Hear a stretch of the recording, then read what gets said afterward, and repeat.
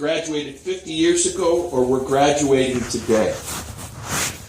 So I ask you to think, Walt Disney said, and we know the quote, dreams do come true. But graduates, the full quote is, dreams do come true if you have the courage to follow your heart. But what is that word courage? We use it, we throw it out, and yet it is so profound. It's like the word enlightenment. Do you ever think that the word enlightenment comes from in light or in spirit?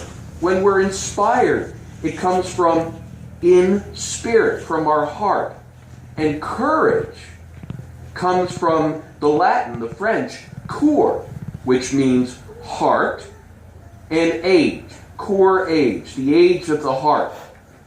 So what I challenge you today is to consider that as you go out, as you start your future from this moment, that each decision that you make, that you have the courage to follow your heart and not just your head. Now our head, our ego, that says to us, oh, what am I going to wear today? Am I better looking than someone else, or is someone better looking than me? Is someone richer or poorer? Are they Republican or Democrat? Black or white? Our head is always looking for reasons to separate us. But our hearts, as you talked about, are what give us the courage to go forth and to pursue our purpose. But as you said too, there's fear. And what is fear? Fear is nothing more but a feedback mechanism.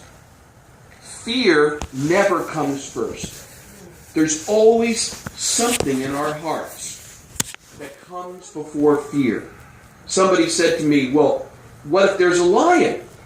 And I don't think. But you're still reacting to the lion. The lion came first, and then you run for your life. Fear will be something that you will experience your whole life. But John Wayne said, I don't know if you know the cowboy actor. John Wayne said that courage is being so scared, but saddling up anyway. Getting on that horse anyway. So I ask you, what is your heart's calling? And do you believe in your heart of hearts that you have the potential, that you are a seed, that you are unique? Now, why am I qualified? I'm looking at my time just to make sure. How am I doing? All right. How am I doing? Am I doing? Great. Okay, good. So why am I qualified to talk to you about one more about following your heart? Well, two things. One is, when my high school class graduated, I didn't graduate with them. I have no college. I was a teenage homeless drug addict. I, unfortunately, prior to this marriage, had a failed marriage. I've met with financial ruin several times.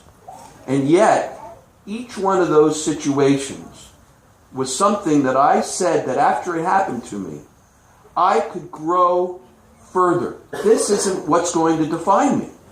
My drug addiction wasn't going to define me. By the way, somebody once said to Candace, my wife, they said, you know, I read your book, and do your children know that you were a homeless drug addict as when you were when you was a teenager? And Candace said, yes.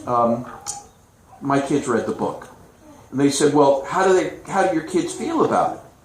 They said, well, they're much more interested in who he is today. So,